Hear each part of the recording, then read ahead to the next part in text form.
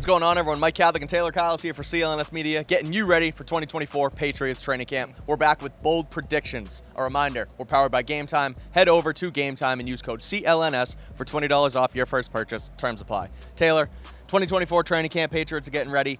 What are your bold predictions for this season coming up? Well, my first one, if you watched our quarterback video, I did say that Jacoby Brissett is going to be the Week 1 starter. But if you're pushing me and you're asking me to be bold, I'm going to go with Drake Maye being the Week 1 starter. And that's because I don't think it's that far off as a possibility.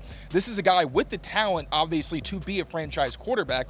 There's things about his game that worry you, like the consistency. You want to see what his decision-making looks like at the NFL, because he did make a lot of pretty crazy plays in college, some that I know people think could bite him in the butt in the pros. Right. But I think we've also seen guys like Josh Allen and Patrick Mahomes. It's more about knowing what you can and can't do rather than just full stop keeping those things out of your game, because when it comes down to, those real impact moments, those can be the difference maker, that play extension ability. And then obviously the accuracy underneath, an issue we also saw pop up at times during the spring practices.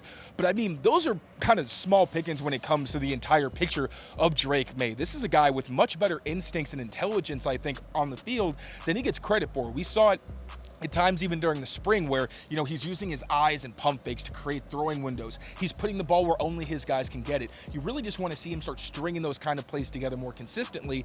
And then obviously we don't even get to the arm talent and all the things he can do downfield, truly opening up the playbook. Whereas, Jacoby Brissett, really good passer, but when you're talking about a lot of the deep stuff, it's mostly deep towards the sideline. Whereas with Drake Maye, he will literally throw to any area of the field at any distance on the field. So I think when it comes down to just ultimately execution, Jacoby Brissett is probably going to keep these guys on schedule, and that's, I think, what's going to win the starting job. But if Drake can do those little things, and he can actually keep the offense to a place where it doesn't feel like you're hurting other people by putting him in there, I think the talent's going to end up speaking for itself, and he really does have a chance to be the guy that ends up taking the keys earlier than I think most of us expect. For sure. For my bold prediction, I'm putting all my eggs in the rookie wide receiver basket with Jalen Polk from Washington. I love this kid. I talked about it throughout the entire offseason program with you on all our podcasts. I think just the way he runs his routes, the way he gets open, he just gets the game. I feel like he is a little bit faster, a little bit more elusive version of Jacoby Myers, who was here and really built up that rapport with Mac Jones. So I think he's going to go over 1,000 yards as a rookie.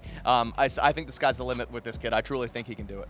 I like that one a lot, especially considering this is a team that's going to need someone to emerge as that kind of go-to receiver. I think Demario Douglas certainly can be that guy, and I do think he's going to be a high-volume, very productive target. But at the same time, I think Jalen Polk is someone who can be on the field for every down. Yeah. Now, Demario Douglas, they're going to run a lot of three-receiver sets. He'll be on the field a lot, but I also think when they want to go with multiple tight ends, it's, okay, who's the receiver that we're going to keep on the field? And with Jalen Polk's blocking ability especially, and a the fact dog that he at can, Washington as a blocker. Absolutely, and the fact he can win at all three levels, and a lot of his success in college actually came off of play action.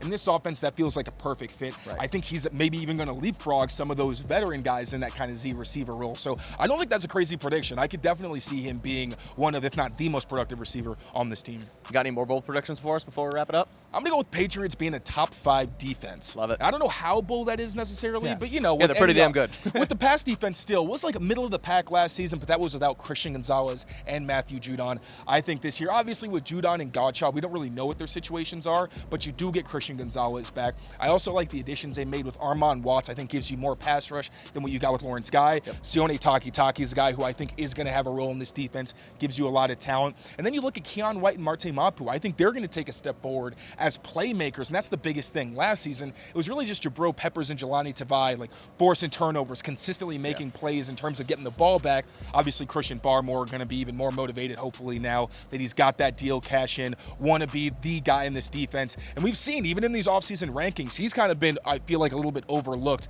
Got an honorable mention, I think, from ESPN+. Yep. But I think he sees himself as like a top 5 guy, potential all-pro. I feel the same way. So I think when you talk about all the young guys that could potentially step up, and even the veterans who you know what you're going to get, but they're also still very talented players, some of the best at their position, I think this is going to be a defense that's going to keep the offense in games. And if you want to talk about the Patriots maybe making a sneaky playoff push, it's going to be because this defense made sure that, hey, we got you the ball last, like we saw all the time last season, but can the offense actually drive down the field and close things out? We'll see. Drake Maye wins the starting job, Jalen Polk goes for 1,000 yards, and the Patriots are a top 5 defense. Come back to this video when we go 3 for 3. Make sure to keep it here on Patriots Press Pass for all of your Patriots coverage, and check out all of our written work at clnsmedia.com. Make sure to subscribe to Patriots Press Pass for all your Patriots news and updates on YouTube, and for all our written work, make sure you check out clnsmedia.com.